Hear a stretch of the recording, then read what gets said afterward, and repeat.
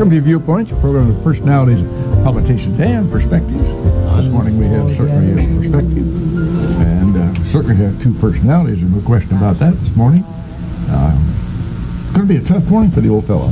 How come? Well, went down last night to welcome another honor flight came home last night to Springfield, and as a consequence, it got to be about 11:30 before the old guy got to horizontal position. Shook a lot of old hands yesterday evening. It's interesting, Keith and Jan, these veterans come home. It's been a long, hard day for them. And, you know, if you're a veteran, you're kind of getting up there and long in the tooth. Not so much so with our Vietnam boys. By the way, happily, we're now including some of our Vietnam veterans as circumstances allow.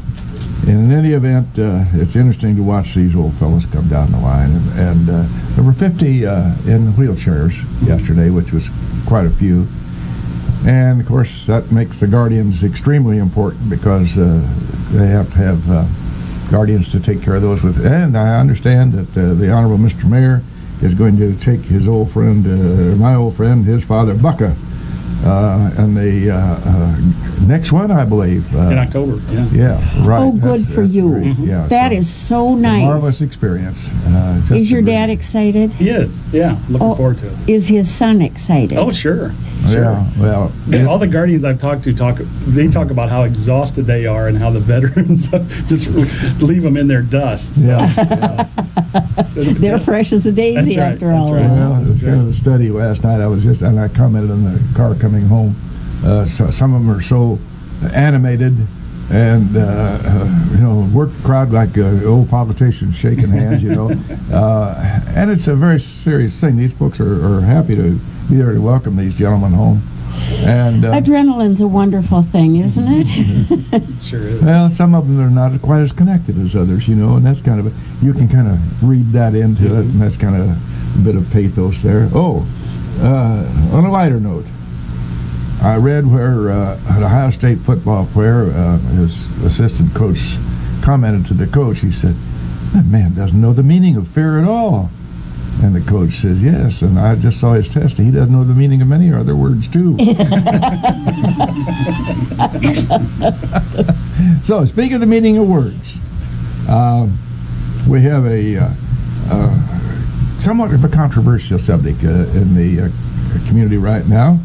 And to that end, I thought it would be nice if we, Judy and I both thought it would be nice if we could get both sides of the issues. We talk about that.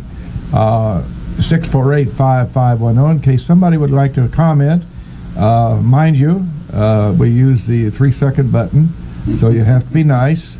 You might have some strong feelings about this, and that's fine if you do, but be circumspect and respectful as you might voice them, particularly so with questions. Judy, why don't you introduce our guest?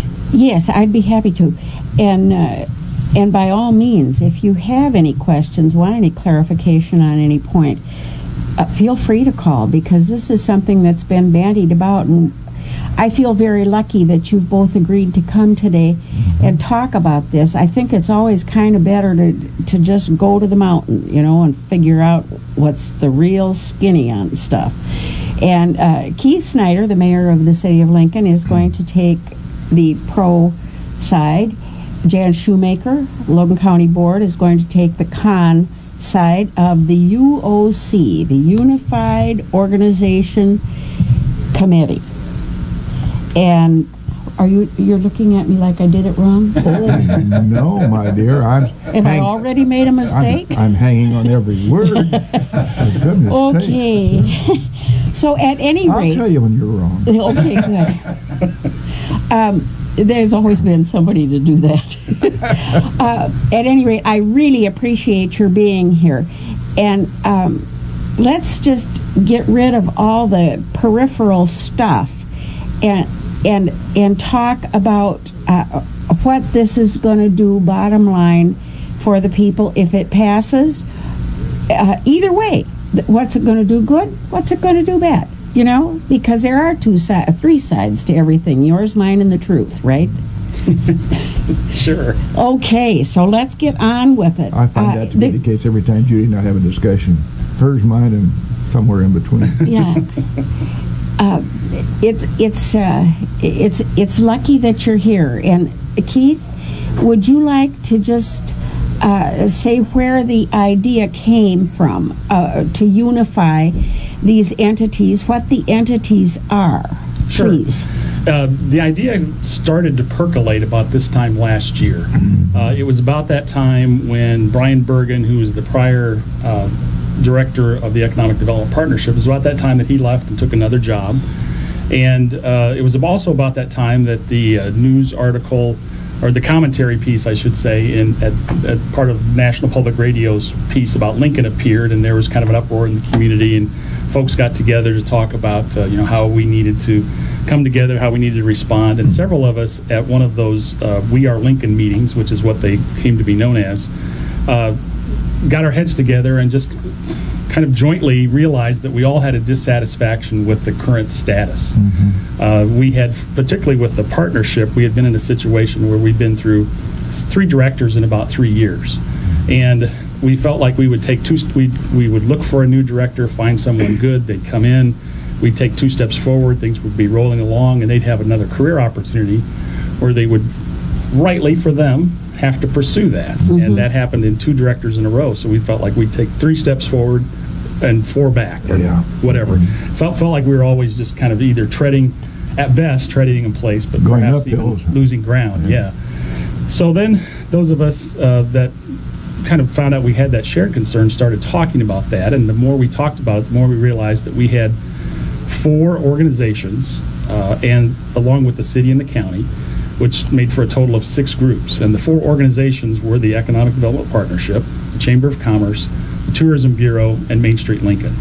And across those 4 entities, we had 3 of those that were basically one-man bands in terms of having a full-time executive director and perhaps some administrative assistants that would help them do some things, but they were basically one-man bands, and they all could find themselves in a position like the partnership would, continually looking for additional folks.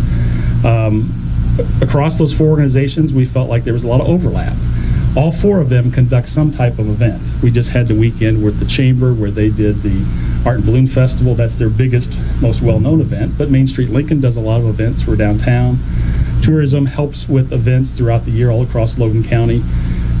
Even the partnership puts on fundraising events and other type of events. So events kind of crossed all 4 organizations.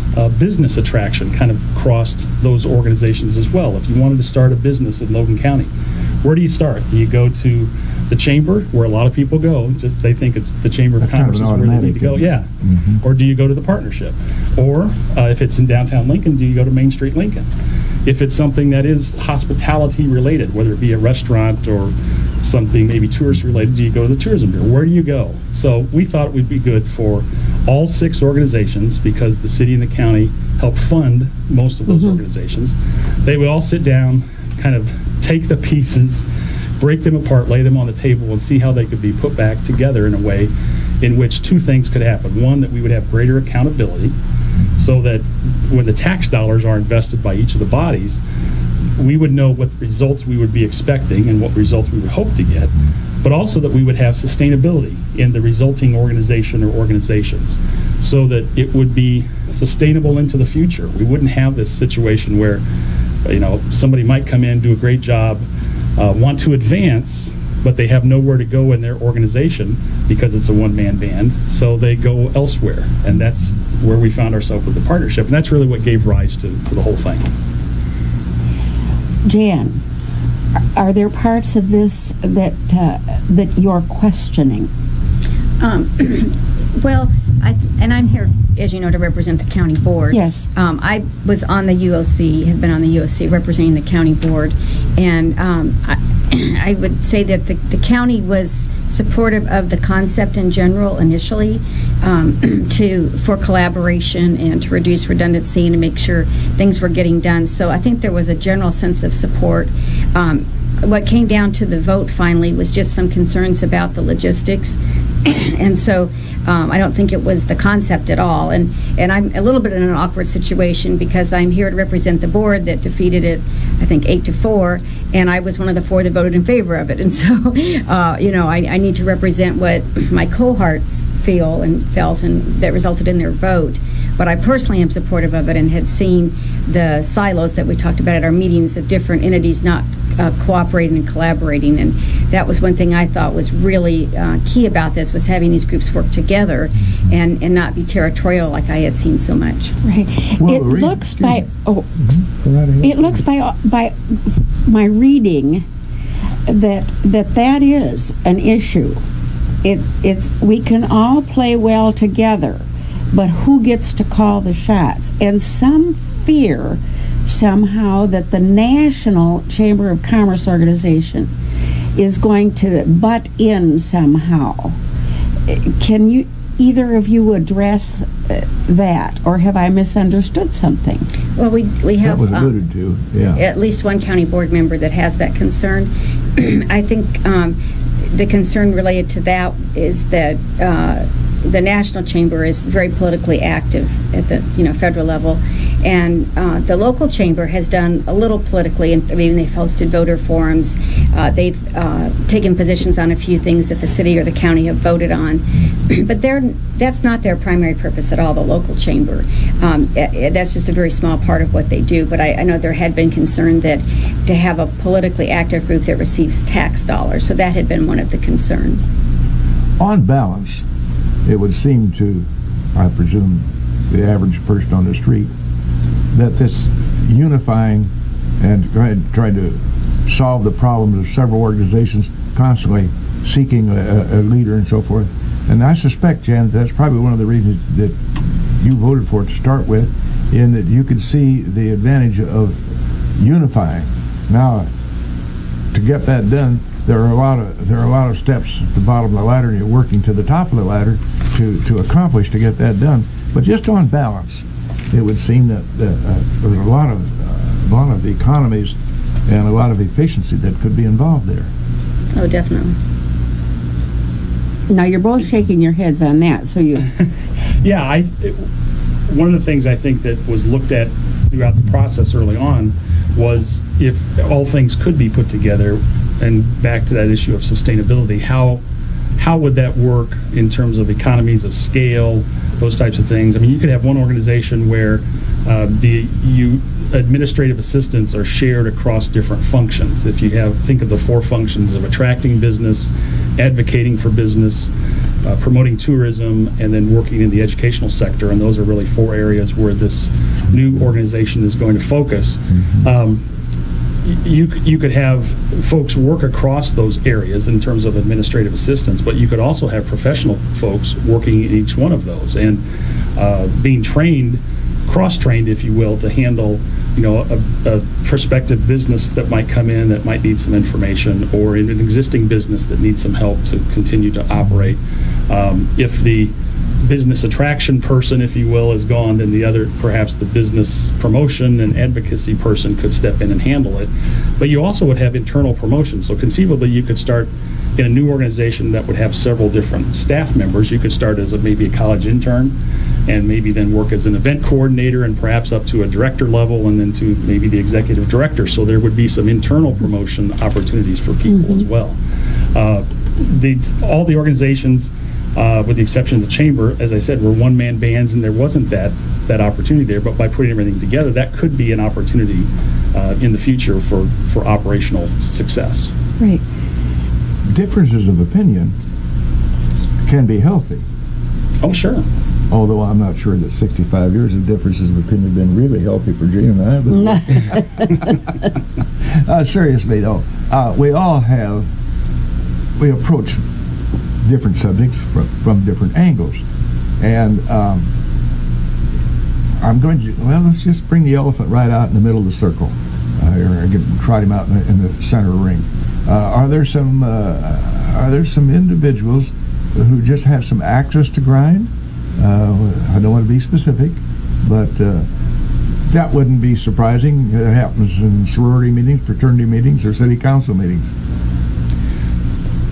I can't speak for other individuals. I do think that change sometimes is difficult for some folks to work through, and it's difficult for me if I don't want to change. But I think part of the effort in trying to have a discussion is for people to understand why the change is thought to be a good thing, and to kind of work those out. We can all have differences of opinion on how we get there, but I think we all want to get to the same place, which is to make Lincoln and Logan County more prosperous, more successful. And that's really the bottom line of this whole effort, is to get there. Yeah. And like you say, it is probably healthy to have a discussion about the journey. But I think we all want to get to the same place. And part of that effort that went on with the UOC was that when we brought in the consultant to work with the 6 groups the first time, we actually convened a focus group of community members.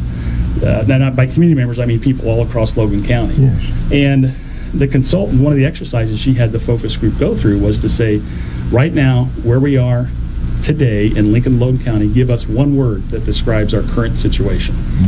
And the words that they gave were not all that flattering. They were flat out depressing for the most part, yes. Well, I mean, they were words like fumbling, complacent, stagnant, introspective, comfortable, struggling, segmented, separated, desperate, hopeful, have and have not.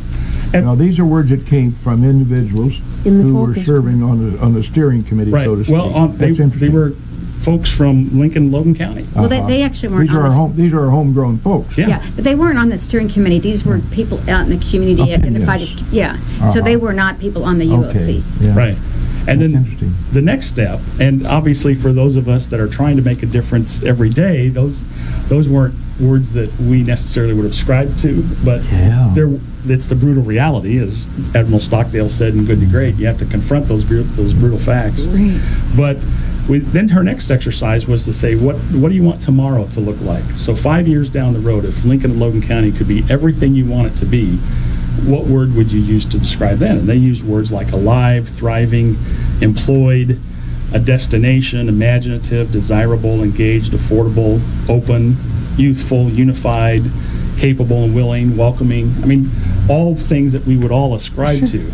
Well, then the next exercise was, how do we get from where we are now to where we want to be? And that's really what this UOC process is about taking us to that column of words what we want to describe ourselves in the future. There was mention made in the things that I read about accountability, which was an issue for some. They were afraid that there wouldn't be the accountability to the taxpayers if these organizations were unified. Would either of you address that, please? Well, I don't remember that comment specifically, but I think they just wanted to make sure that the taxpayer dollars were being spent appropriately, and certainly not on political action. I mean, that was a concern. And that's an interesting thought, too, because I'm not sure there has been a lot of accountability. In fact, I would say there has not been a lot of accountability for some of the organizations in the past few years, and hence the problems that have led to some of this. And so that might have been a concern, but I think it's a legitimate concern, as it has been, that there wasn't accountability. We have some sponsors we have to have some accountability for, and we're going to take a couple of minutes now and seg into our commercials, and we're going to come right back, and I want to next address the issue of some of the reasons that one of the individuals feels that this is not a good idea. So go ahead, Mr. Ash. Right back live in the studios. The program is Viewpoint. Our guest this morning is to discuss the matter of unifying our organizations here in the city and the county, and I want to mention the county is very important too. Our guest is Jan Schumaker, representing the con side in a different kind of a way. Jan's a county board member, and our city mayor is Horace J. Gildersleeve. Remember Fibber McGee? No, they don't, Bill. Just these are we're kids. The only ones who remember I keep remembering, forgetting your kids. Anyway, His Honor Keith Snyder, we're happy to have him aboard. As we were ready to take the commercial break, One of the city officials indicated in a note to me at my request to send him his thoughts. He uses the word self-perpetuating on the new board. I'm a little bit confused about that. Would you make a comment about that?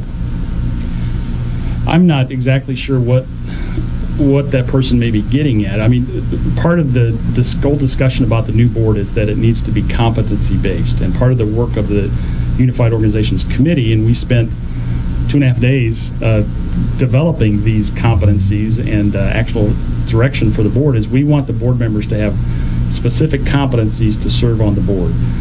You all have been on a lot of boards, and you know what often happens is sometimes it's the volunteer that shows up the most often that gets put on a board. It's the person that can't say no that gets put on a board. The boards tend to grow. We wanted to make sure this organization had an effective board, and smaller boards seem to be more effective. I've heard over the years a 2 pizza rule. You know, you want to have a board no bigger than what you could feed on with 2 pizzas. So whether So that's, if you have a big eater, you're in trouble. that's right. That's right. But whatever it is, I mean, we wanted it to be a smaller board, and the UOC has recommended a 7-member board. And there are a list of competencies, as both general as well as functional competencies, that we want these board members to have. So right now there's a nominating committee that's accepting applications for spots on the new board, and they're looking at these applications based on these functional competencies as well as the general competencies. Now, the functional competencies are things like financial aptitude, business acumen, business attraction, development, and retention, knowledge about agriculture, tourism or hospitality industry competencies, promotion or advertising competencies, education, civic experience, government relations, and technology. We want people to have those competencies. You don't have to have them all. That's pretty full Well, that's slate. lucky. But, yeah. Or you'd really have a small board. Absolutely. But you want those to be gained. But also there are general competencies in terms of we want people to have a passion about serving. We want them to be strategic thinkers. We want them to be optimistic and hopeful, which is good for a board. We want them to be impartial. There are all kinds of, the group worked through all kinds of general competencies as well. Now, we do have a mechanism that's been set up to put the initial board in place. After that board is in place, then the board itself will fill vacancies as they become open. We set, I believe, a 2-year term for the initial board members. You can only serve a maximum of 2 years, so it'd be a maximum of 4 years. So there would be naturally occurring vacancies on that board, and then that board itself would be charged with filling those slots based on those competencies. It seems to me that would address the question of self-perpetuating, using those guidelines, those ground rules that you just delineated, that you would not have a self-perpetuating board. Well, we don't envision it as the same people running this show for 30 years. That's a bad thing. Right. We want new blood, we want fresh blood, but we also want there to be specific skills and experiences and Continuity. that people bring to the board. There would be the continuity because the terms would be overlapping, but that board is going to fill its own vacancies and fill it with good people that we hope have, as many of these competencies as they can have. And I might add, too, that one of the organizations of the 4 has not had term limits on their board, and people have served for decades. And so term limits was one of the things that we looked at right off the bat, that there's a necessity for that, as Keith said, they don't have the same people serving over and over. But I should just say, since I am representing the county board, that one of the reasons some of the county board members were concerned was the structure of how the votes were held to vote this initial board in. And so it was really, they say the devil's in the details. So I think conceptually the county board agreed with it, but when it came down to some of those details, and also there was concern about initially that there wasn't much of an outreach to the outlying communities for involvement. But the UOC did then bring in more people from the outlying communities and have been real intentional about that since the initial stage. But there have been times in the years gone by where if there was to be a new board member invited, we didn't have anybody from Greenview. And that was just a cardinal sin. We had to get somebody from Greenview. And that's kind of a poor way to conduct business. Maybe the best person would be from Atlanta, but you've already got somebody. Well, you have to use your head too. Right. With this board picking business, you can't just limit it to a particular political party, Right. or a particular town. It has to be across the board. Right, and that's part of the reason the focus was on competency. It's a competency-based board, not a geographically based, not a evenly split across all the organization. We didn't have the group isn't recommending that there be a Main Street Lincoln seat on the board or a tourism seat on the board. It's that the focus is on competencies, not on some of these extracurriculars that might not actually deliver the results that we all want. I'd like to be correct in my assumption that this is not just specifically oriented towards the city of Lincoln. We're talking about a greater Logan County area. Am I correct in that assumption? Yes. Is that a problem with the organization of the thing? I don't know what you mean, but is it a problem? But it is countywide, and of course the chamber is a countywide organization. The partnership is countywide. Tourism's countywide. Of the four, Main Street Lincoln, of course, which is downtown Lincoln, is the only one that wasn't countywide to begin with, because of, by definition. Yeah, we had a long discussion at the last meeting we had with the consultant about what is community, because the general notion is we wanted the community to prosper. So how do we define community? And we define community initially as all of Logan County. So it's Lincoln, it's Atlanta, it's Mount Pulaski, it's Beeson, it's the 15 other municipalities, villages in the county. It's also people who live in unincorporated Logan County. But then also even community is a little bit larger than that because it's our trade area. The trade doesn't follow county lines. We have people that drive back and forth between Logan County and Bloomington every day and spend dollars there and vice versa. So it's that trade area, but it's also prospective businesses and residents that want to come here. So, I mean, the community is a larger thing than just the boundaries of the city of Lincoln or the boundaries of the city of Atlanta or anything like that. It's really a larger thing, and easily, I guess, most easily defined as Logan County, but it's even bigger than that. Go ahead, honey. No, I'm sorry. No, you're right. It's your turn. I'm not talking. Well, let's get down to the economics of this thing. That's always the bottom line, and when you start talking about matters such as this, it's been said that it would cost the city of Lincoln, more money. Is that a fact? And if that is a fact, is that a good trade-off anyway? Sometimes you reach in the other pocket and pay a little more, and when it's all said and done, it's not a bad deal because you invested some extra money in the other pocket. Right. So let's kind of address that issue. Sure. Like I said, this discussion all started about a year ago this time. So the city goes through its budget process in the spring. We have to have a budget in place by May 1, the county by December 1. So as we were going through our budget process this spring, there were additional dollars built into the budget for this new organization. It was just kind of left generically. And the thought was that there'd be dollars there for the existing payments that we make to Main Street Lincoln and those types of things.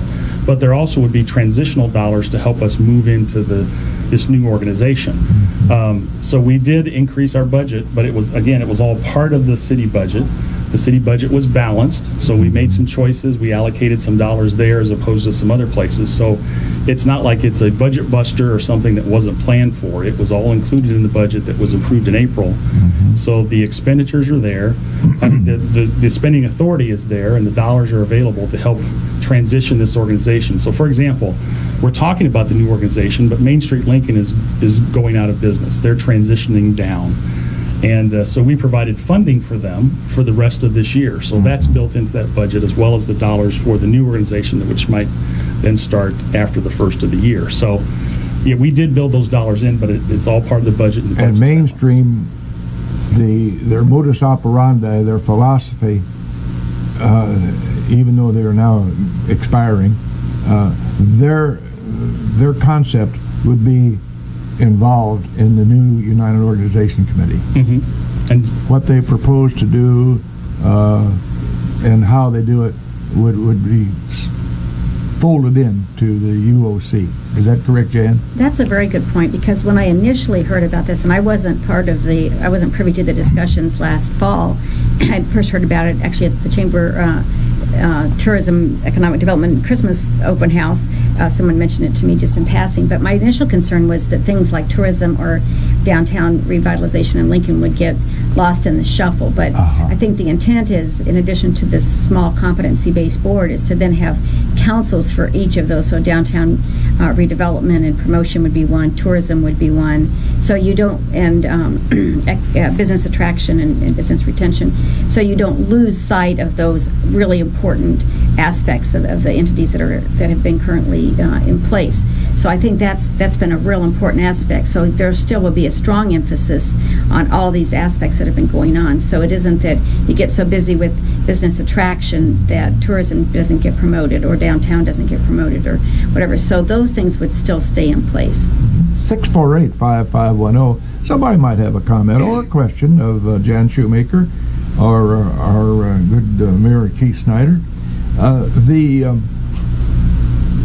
Is there a timeline on, when the ship runs around without somebody at the tiller and the rudder just flops back and forth, you don't have any direction. Just put it in nautical terms. And we have to have a direction. So somebody's going to have to step in at some point in time and get a strong hold on the tiller. Right. So where do we go from that, Mr. Mayor? Sure. There is a timeline that was set out by the UOC in terms of electing the new board, and that's really going to be the driver for the new organization. So as I mentioned previously, there is a nominating committee that consists of 5 people that the UOC created to oversee this process of electing this first new board. We've got some shady characters among that group. Let me suspicious lot that they are. Well, let me read those to you. See if I can remember them all. Eric Grau, Tracy Welch, David Lanterman. He's pretty shaky. Never does anything. Todd Cerulik from Mount Pulaski. You ought to have more like that. And Bridget Snyder. I mean, these are folks that are well known, well respected, and they're the nominating committee, and they are working now at gathering these applications. That's a good cross section. Yeah, we thought so. Seriously, we thought so, and they're going to take those applications until September the 19th. And then they will work at going through those applications. On October the 8th, there's going to be some time around there's going to be a session for the people that will actually be voting on these nominees to inform them of who the people are, their backgrounds, and those types of things. The actual vote then will take place on October the 9th. And then we have scheduled on November 6th and 7th a 2-day training period for the new board members. So the idea is for the new board to get up and going in November with a notion towards having the new organization in place by January 1. You mentioned Eric Grau. Eric wrote a very cogent letter, which most of us read in the media. And one of the things he said, and this ostensibly seems correct to me, the newly formed board with 7 engaged members should be much more effective and accountable than 4 boards with roughly 75 overlapping members. Well, just on balance, that seems to make common sense. Now, I'm sure there's some people out there that might find fault with that analogy, but in straight common sense, head out of the sand business, it seemed like you'd be much more efficient with this modus operandi or this setup than what was referred to, because there's always some overlapping responsibilities and overlapping of money spent that perhaps could be saved. Our consultant actually mapped out the names just so she could get a grasp on things, mapped out the names on all the boards, and then drew lines of connections. And she thought we might be, if we kept the old system with the 4 boards, we might be money ahead just to hire one limousine to haul people around to each of the meetings, because you had so many overlapping members. You could just coordinate things and pick people up. So, I mean, I think he's dead on accurate there in terms of having engaged people passionate about driving success for the community. A smaller board is going to be better, and also those talents and those experiences of those 75 people can be put to work in the councils, like Jan referred to, and those councils then can be the breeding ground for future board members. So if you have a passion for downtown Lincoln, or if you have a passion for promoting tourism in the county, you can serve on those councils, and that can be your step into the board eventually to oversee everything. So we think it makes sense organizationally, and I think that's a very good point. What we have to avoid is the mentality of us versus them. And it would seem to me, sitting here on the periphery, that there might be a little bit of that in the picture, us versus them mentality. And that's not a good thing. And I hope I'm wrong. But well, there's enough thems out there that want to do us in that we don't need to fight amongst ourselves. Us need to be organized and unified and focused on the thems out there. Things like globalization and changes in the economy and on all kinds of things like that we have to deal with on a daily basis. We need to be, all of us need to be focused around promoting the community and moving it forward. Yeah, and I think one of you mentioned earlier, or maybe it was the mayor, that change is difficult for people, and and we recognize that, and we're not making light of that at all. We've tried to be intentional and keeping the goal in mind and what's the best way to get there. And there's always differences of opinion, as we've said, to get to the goal, but change is difficult. I mean, people are used to doing things in a certain way, and especially when you're not the person that initiated the change, it's easy to be uncomfortable and then be critical of those that are driving the change. And so that's understandable, and people want to do what they're doing, and they want the community to be better also, but sometimes it's hard to let somebody else drive that, and then it affects how you do whatever aspect of the community service you were doing. Churches come to mind. You see the same thing when church board, they do certain things, and the congregation says, "Oh God, what do they do? Everything worked fine." And so that's not uncommon. That's just as common as can be, to have that rejection or objection to any kind of change. The old war cry, why do we do it that way? Well, we've always done it that way. Exactly. And I have a friend of mine who used to live in, well, I'll just say who it is, Jeannie Ann Hutchinson, who was the wife of John Hutchinson, former president of Lincoln College. And in a past life, years ago, she had worked for a capital venture capitalist, I'll spit that out. And her job was to go to communities to decide where to have businesses that he was going to invest in. And she said this is the kind of thing that would attract them to a community, the sense of collaboration. That's one of the top 3 or 4 things that she would look for when she would go to a community, is did they work together, or was it a divided community? And she said to see something like this with organizations come together, she said that would have put Lincoln and Logan County high on a list. In her experience, that's what businesses look for, is that sense of collaboration and working together. And so that was kind of an outside view. They don't, the Hutchinsons don't live here anymore, but she's familiar with the community. But that's what she had mentioned to me when I was telling her about this. So, that's our hope, is that kind of thing will happen, that they'll see there's collaboration and move us further along in being attractive to, to residents and to businesses. Go ahead, Anna. You mentioned early on, Jan, something about logistics was a problem for the county board members. Would you kind of elaborate on that a little bit, please, and thank you? Sure. One of the things that some of the board members have been concerned about, as I said, is the chamber being the lead agency, and actually the consultant had recommended the chamber because they're the ones that are already in place and functioning and really are structured well and so on. But there was concern that maybe one entity was taking over the others, and so that was one of the aspects that was a concern.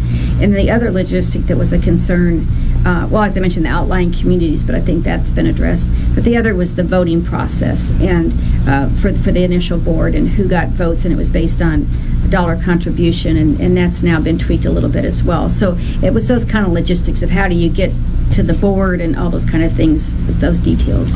One thing I'd like to address as we were kind of begin to wrap up this discussion this morning, one of the objections, and the gentleman that I asked to send me his ideas, You talked about the fact that it would be a stronger city organization under the leadership of a few city leaders.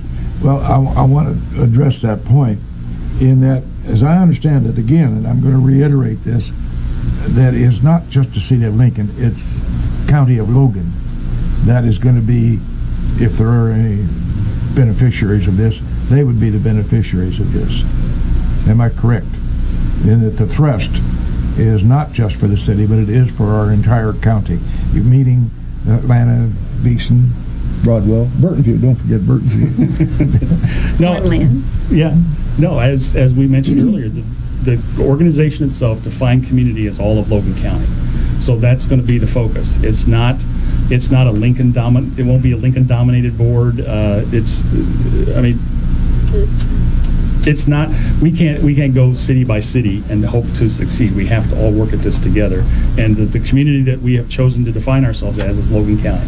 And this board will be autonomous insofar as they'll have to, of course, report use of public funds. That only makes sense.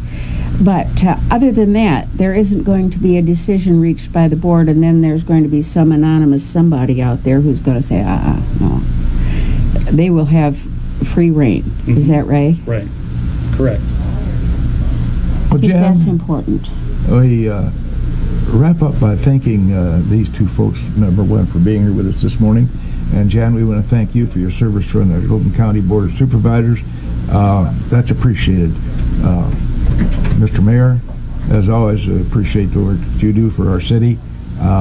It isn't just going to the office and pushing pencils. There's a lot goes into it, and a lot of non-productive hours that work towards the productive success of our community. We always try to come up with some sort of saying that might be apropos, and I found one that said, "Order is heaven's first law, but Earth's last achievement." With that, we thank our guest Jan Schumaker and his Honor Mayor Keith Snyder.